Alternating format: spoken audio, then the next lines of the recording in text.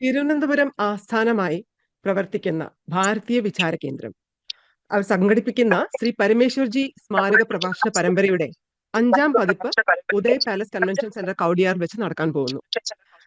ശ്രീ പരമേശ്വർജിയെ പറ്റിയും അദ്ദേഹത്തിന്റെ ദർശനങ്ങളെ പറ്റിയും ഒന്ന് പറഞ്ഞു തരാമോ രാജശേഖരൻ സർ?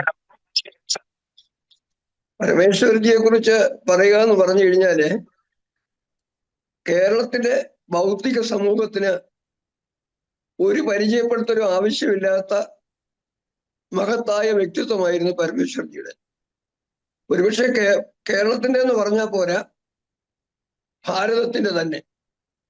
വിവേകാനന്ദനും വീര സവർക്കർക്കും ശ്രീ അരവിന്ദോയ്ക്കുമൊക്കെ പിൻഗാമിയായി ഭാരതത്തിൽ നിറഞ്ഞു നിന്ന ബൗദ്ധിക ആചാര്യനാണ് പരമേശ്വർജി.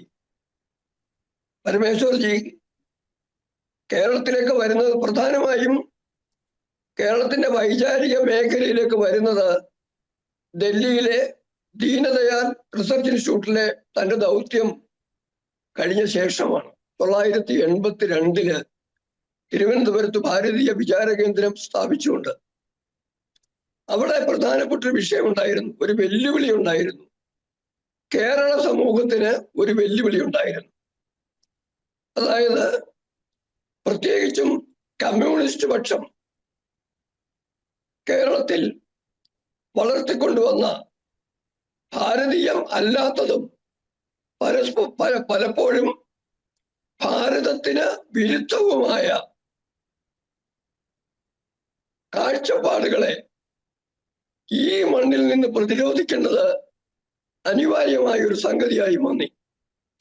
ആദിശങ്കരന്റെ ജന്മഭൂമിയിൽ ഭാരതീയ ദേശീയതയും ഹൈന്ദവ ദർശനങ്ങളും ഹിന്ദുത്വ ദേശീയതയും ഒക്കെ വെല്ലുവിളിക്കപ്പെടാൻ തുടങ്ങിയപ്പം വികൃതമായി വിശകലനം ചെയ്യുന്നതിന് പലരും തയ്യാറായപ്പം ആ വിശകലനങ്ങളുടെ അടിസ്ഥാനത്തിൽ ഭാരതത്തിന് ഉതകില്ലാത്ത, കേരളത്തിന്റെ താല്പര്യങ്ങൾക്കും വിരുദ്ധവുമായ ഒരു രാഷ്ട്രീയ സംസ്കാരം, ഒരു സാമൂഹിക അന്തരീക്ഷം ഉണ്ടാകുന്നതിന് പ്രതിരോധം തീർക്കുന്നതിന് വേണ്ടി കാലം സംഭാവന ചെയ്ത മഹത്തായ വ്യക്തിത്വമാണ് പി പരമേശ്വരൻജി.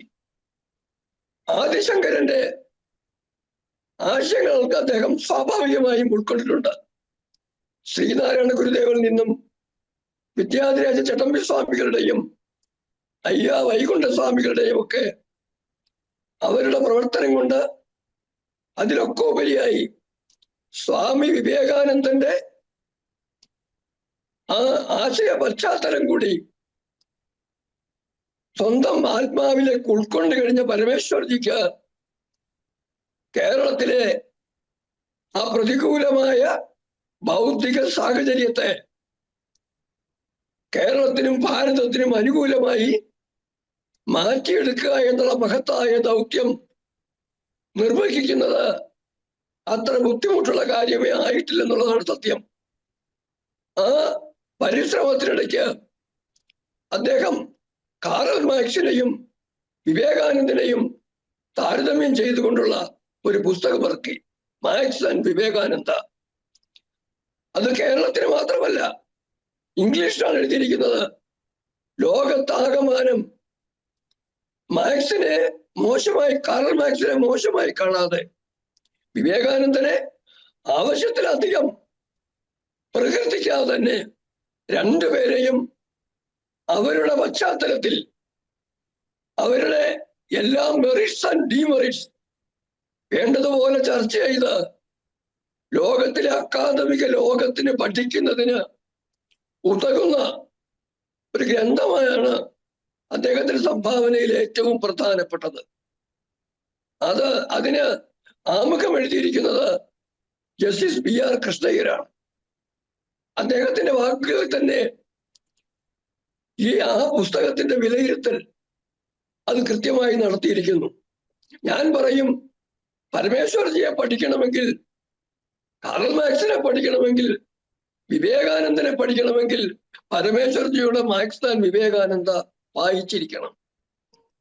അതുപോലെ പ്രധാനമാണ് ശ്രീനാരായണ ഗുരുദേവനെ കുറിച്ച് പരമേശ്വർജിയുടെ പുസ്തകവും. ഗുരുദേവനെ നടരാജഗുരു, വേഡ്സ് ഓഫ് ഗുരു എഴുതിയെന്ന് പറഞ്ഞു കഴിഞ്ഞാൽ പോലും അത് ഒന്നുകൂടെ ഉയർന്ന തലത്തിലുള്ള ഭൗതിക ലെവലിലുള്ള ഇംഗ്ലീഷ് ഭാഷ കൈകാര്യം ചെയ്യുന്ന ലോകത്തിന് പഠിക്കാനുള്ളതാണെങ്കിൽ പരമേശ്വർജി അത് വളരെ ലളിതമായിട്ട് ആരായിരുന്നു ശ്രീനാരായണ ഗുരുദേവനെന്നും ഗുരുദേവന്റെ പ്രാധാന്യം എന്താണെന്നും ലോകത്തിന് മനസ്സിലാക്കി കൊടുത്തു. ഇനി ഞാൻ വേഗം വേറെ വിഷയത്തിലേക്ക് വരികയാണ്. അതിനപ്പുറം ഭാരതത്തിന്റെ ആണെങ്കിലും കേരളത്തിന്റെ ആണെങ്കിലും അവിടെ ഒരു കാര്യം ഓർക്കണം. ഭാരതത്തിന് പുറത്തുള്ള കേരളം അപകടകാരിയാണെന്നും കേരളമില്ലെങ്കിൽ ഭാരതം അപൂർണമാണെന്നുമുള്ള പരമേശ്വരയുടെ വാക്കുകൾ എന്നും നമ്മൾ ഓർക്കേണ്ട കാര്യമാണ്. അവിടെയാണ് ഭാരതത്തിന് മൊത്തമുള്ള വികസനത്തിന്റെ വിഷയം ചർച്ചയാകുമ്പം കേരളത്തിന്റെ വികസനവും തുല്യമായി പ്രാധാന്യം നേടുന്നത്. അതുകൊണ്ട് തന്നെ ആയിരിക്കണം ഇത്തവണത്തെ പ്രഭാഷണത്തിന് വെച്ചിരിക്കുന്ന വിഷയവും അഞ്ജനയ്ക്ക് അറിയാവുന്നതുപോലെ Viksit Bharat 2047 science and technology future ready innovation.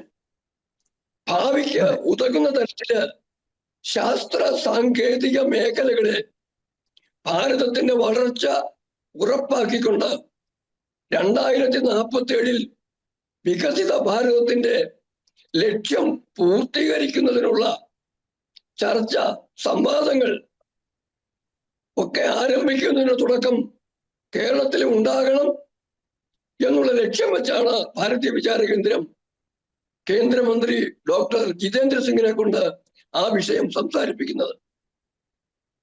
Sir, അപ്പൊ ഞാൻ ഒരു കാര്യം പറഞ്ഞോട്ടെ. ഇതിപ്പോ 5ാമത്തെ പതിപ്പാണല്ലോ, 5ാമത്തെ മെമ്മോറിയൽ ലെക്ചറാണ് നമ്മൾ ഇപ്രാവശ്യം നടക്കാൻ പോകുന്നത്. അപ്പോ ഇത്തരം മെമ്മോറിയൽ ലെക്ചറിൽ പങ്കെടുക്കുന്നത് പ്രമുഖ വ്യക്തികളാണ്. ആദ്യത്തെ ലെക്ചർ ശ്രീ വെങ്കയ്യ നായിഡു, അന്നത്തെ വൈസ് പ്രസിഡന്റ് ആയിരുന്നു. അത് കഴിഞ്ഞിട്ട് ഉപരാഷ്ട്രപതി ശ്രീ വെങ്കയ്യ നായിഡുവിന്റെ ആയിരുന്നു. അത് കഴിഞ്ഞിട്ട് നിർമ്മല സീതാരാമൻ, എസ് ജയശങ്കർ, പിന്നെ അത് കഴിഞ്ഞ് ധൻകർജി, അത് ഇപ്പോ ജിതേന്ദ്ര സിംഗ് ജി. അപ്പോ ഞാൻ ഉദ്ദേശിക്കുന്നതെന്ന് വെച്ചാൽ ഇത്തരം പ്രമുഖ വ്യക്തികളുടെ ആ തെരഞ്ഞെടുപ്പ് ഉണ്ടല്ലോ, അവരെങ്ങനെയാണ് സെലക്ട് ചെയ്യുന്നത്? അവർ ഈ പരമേശ്വർജിയുടെ ആശയങ്ങളുടെ വ്യാപ്തി വർദ്ധിപ്പിക്കാൻ ഇത് സഹായിക്കുമോ?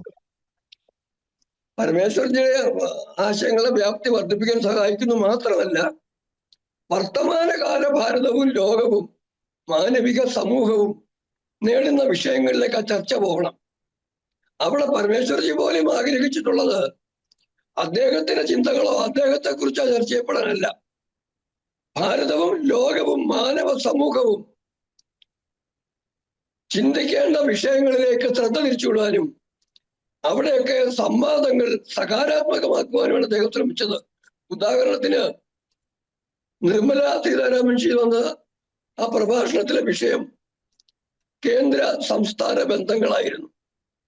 സെൻട്രൽ സ്റ്റേറ്റ് റിലേഷൻസ് ഭാരതത്തിലെ വിഷയമായി ഉയർന്നുവന്ന സാഹചര്യത്തില് അതിനെക്കുറിച്ചാണ് ചർച്ച ചെയ്തത്.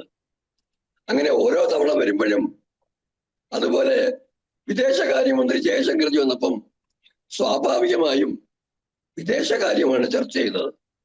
അങ്ങനെ ഭാരതത്തിന്റെ വികസനം, ഭാരതം വർത്തമാന കാലത്ത് നേരിടേണ്ടി വരുന്ന വെല്ലുവിളികൾ, അതിന് ജനാധിപത്യപരമായ പരിഹാര മാർഗങ്ങൾ, ഇതെല്ലാം കൃത്യമായും പ്രദാനം ചെയ്യുന്ന തലത്തിലാണ് ഈ പ്രഭാഷണ പരമ്പരയെ സംഘടിപ്പിച്ചിട്ടുള്ളത്. സർ ഇങ്ങനെ പറഞ്ഞ ഇതിൽ ഞാൻ ചോദിക്കുകയാണ്, രാഷ്ട്രീയ വിയോജിപ്പുകൾ ഉള്ളവർ പോലും അദ്ദേഹത്തിന്റെ പാണ്ഡിത്യത്തെ മാനിച്ചിരുന്നു, അത് ഇപ്പോഴും മാനിക്കുന്നുണ്ട്. ആ ഒരു സമന്വയ രാഷ്ട്രീയം തിരികെ കൊണ്ടുവരാൻ ഇത്തരം ചർച്ചകൾ സഹായിക്കുമോ സർ? അവിടെ കാര്യം എന്താന്ന് പറഞ്ഞു കഴിഞ്ഞാല്, നമ്മള് മനസ്സിലാക്കേണ്ട അല്ലെങ്കിൽ ചിന്തിക്കേണ്ട വിഷയം ആദിശങ്കരന്റെ പാരമ്പര്യമാണ് അദ്ദേഹവും പുലർത്തിക്കൊണ്ടു പോരുന്നത്.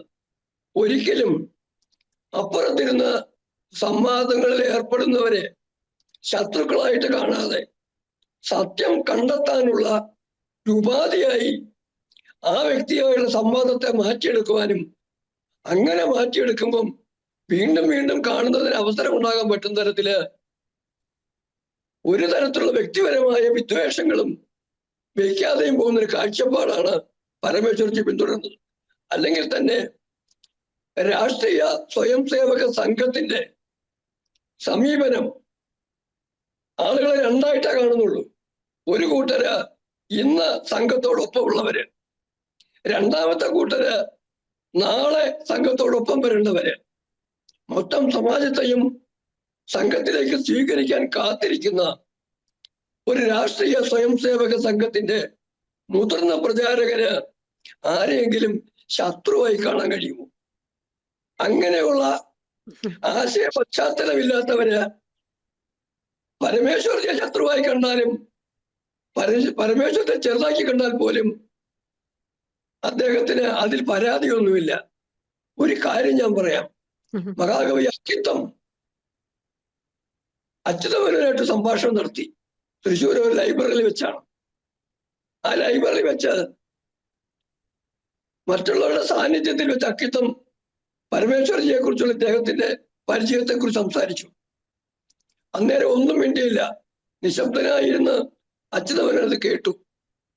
അത് കഴിഞ്ഞ് ആ വായനശാലയിൽ ഇറങ്ങിപ്പോയ നേരമായപ്പം മഹാകവി അക്കിത്തത്തിന്റെ അടുത്ത് വന്നിട്ട് ആ കൊടയും അടിയും ഒന്നിച്ച അത് കുത്തി വന്നിട്ട് പറഞ്ഞു, നിങ്ങൾക്ക് പരമേശ്വരജി അറിയുമോ?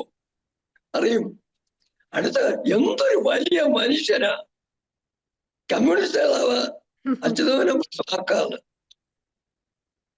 അതിനെ ബാക്കി കൃത്യമായി ഞാൻ ഓർക്കുന്നില്ല വാക്കുകള്. വിസ്മയകരമായ വ്യക്തിത്വമായിരുന്നു. അതുപോലെ ഡോക്ടർ ബി ഇക്ബാല്, അദ്ദേഹം അനുസ്മരണത്തിൽ എഴുതിയിട്ടുണ്ട്. അദ്ദേഹം തന്നെ എഴുതിയിരിക്കുന്നതാണ്.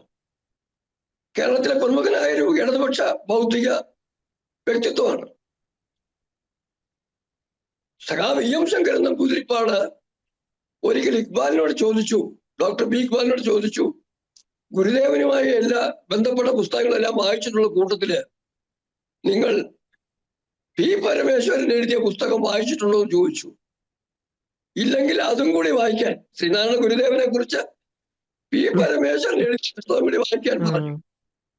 ഇനി മൂന്നാമതൊരു ആളുടെ അനുഭവം ഞാൻ പറയാം. പി ഗോവിന്ദപിള്ള സാറ് കൃത്യമായും രണ്ട് ധ്രുവങ്ങളിലായിരുന്നു. രണ്ടുപേരും ഒന്നിച്ച് ആഗമാനന്ദ സ്വാമിയുടെ ശിഷ്യന്മാരാകാൻ പോയവരാണ്. അത് വേറൊരു കാര്യം. ഗോവിന്ദപിള്ള സാറ് ഇവിടെ വിചാരകേന്ദ്രത്തിൽ വന്നു കഴിഞ്ഞാല് പലപ്പോഴും പറയുന്നത്, ഇടയ്ക്കിടയ്ക്കൊന്ന് പരമേശ്വരജിയെ കണ്ടില്ലെങ്കിൽ ഏതാണ്ട് വലിയ നഷ്ടം സംഭവിച്ചു വരാന്ന് പറഞ്ഞാൽ ഏറ്റവും അടുത്ത സുഹൃത്തുക്കൾ പരസ്പരം പറയുന്ന കാര്യം.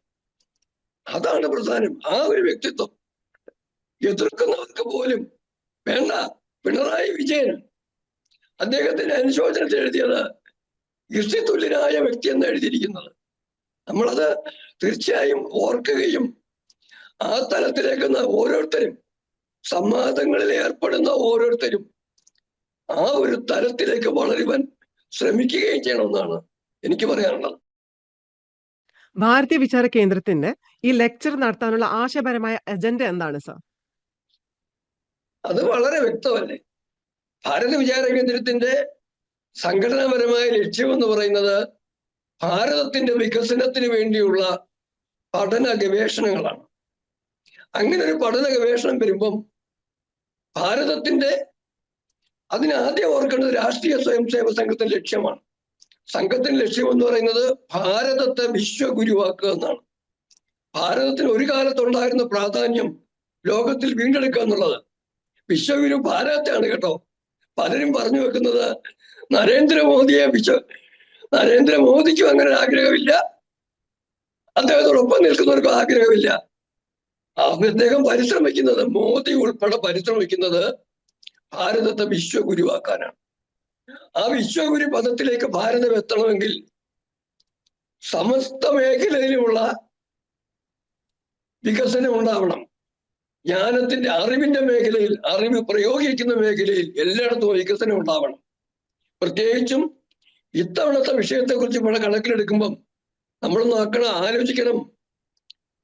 നിർമ്മിത ബുദ്ധിയുടെയും അതുപോലുള്ള തരത്തിലുള്ള അറിവിന്റെ മേഖലയിലെ വിപ്ലവം, ഇത് ശരിക്കും പറയാൻ ഇന്ന് നടക്കുന്നത് പഴയ ഇൻഡസ്ട്രിയൽ റെവല്യൂഷന്റെ തരത്തിൽ വൈജ്ഞാനിക ലോകത്തൊരു വിപ്ലവം ഉണ്ടാവുകയാണ്. ആ വിപ്ലവം സംഭവിക്കുമ്പം ഭാരതം പുറകിലാകാൻ പാടില്ല. നമുക്കറിയാം, ഇഷ്ടംപോലെ സമ്പത്തുള്ളതുകൊണ്ട് അമേരിക്കയ്ക്ക് ഈ ഗവേഷണ പഠനങ്ങൾ നിയന്ത്രിക്കുന്നതിനുള്ള സാഹചര്യമുണ്ട്. അവരായിരിക്കും ഒന്നാമത്. ചൈനയാണെങ്കിൽ ഇരുമ്പ് കർട്ടനുള്ളില് അടച്ചിട്ട സംവിധാനങ്ങൾക്കുള്ളില് ഞങ്ങള് കണ്ടുപിടിക്കുന്നെന്നും ലോകത്താർക്കും അറിയരുതെന്നും ലോകത്ത് ഞങ്ങളുടെ സാമ്രാജ്യത്വം വളർത്താൻ വേണ്ടി അതിനെ ദുരുപയോഗം ചെയ്യണമെന്നും ആഗ്രഹിക്കുന്ന രാജ്യമാണ് ചൈന. നമുക്കറിയാം, ആ കൊറോണ വൈറസ് എന്ന ബയോളജിക്കൽ വെപ്പൺ ഡെവലപ്പ് ചെയ്തെടുത്ത ലോകമാകെ ആ രോഗം പടർത്തി ലോകത്തെ കീഴ്പ്പെടുത്തുന്നതിനുള്ള പരിശ്രമം നടത്തിയ കൂട്ടരവര്. ഇങ്ങനെയൊക്കെ ഉള്ളപ്പം പുതിയ കാലത്ത് വികസനത്തിന്റെ വിജ്ഞാന വിപ്ലവത്തിന്റെ സാധ്യതകൾ, നിർമ്മിത ബുദ്ധിയുടെ ഉൾപ്പെടെയുള്ള വിജ്ഞാന വിപ്ലവത്തിന്റെ സാധ്യതകൾ ആരുടെയെങ്കിലും കുത്തക സ്വത്തായി മാറാവാതെ, അവിടെ ആരുടെയും മോണോപ്പൊളി അനുവദിക്കാതെ ഗ്ലോബൽ സൗത്തിനും ലോകത്താകെയുള്ള സാധാരണ ജനങ്ങൾക്കും അത് പ്രയോജനപ്പെടുന്ന സാഹചര്യം ഉണ്ടാക്കാൻ വേണ്ടി, അതിനാണ് നരേന്ദ്രമോദി പറഞ്ഞത് democratise knowledge and then make it people sentry. അതായത് ജനകേന്ദ്രീകൃതമാകണം പുതിയ അറിവ്. അതിന് ഉപയോഗത്തിന് ജനാധിപത്യ സ്വഭാവവും വേണം. അത്തരത്തിൽ സമഗ്രമായി മാനവ സമൂഹത്തിന് മൊത്തം പ്രയോജനപ്പെടുന്ന തലത്തിലേക്ക് ആ നിർമ്മിത ബുദ്ധിയും മറ്റ് വികസന മാധ്യമങ്ങളും വളരുമ്പം ലോകത്ത് ഭാരതം ഒരു മുഴ മുമ്പിൽ നിൽക്കണം. ലോകത്തെ നയിക്കുവാൻ ഭാരതം ഉണ്ടാവണം. അതാണ് വിചാര കേന്ദ്രത്തിന്റെ ഇത്തവണത്തെ വിഷയ നിർണയത്തിന്റെ പ്രാധാന്യം എന്നാണ് ഞാൻ മനസ്സിലാക്കുന്നത്.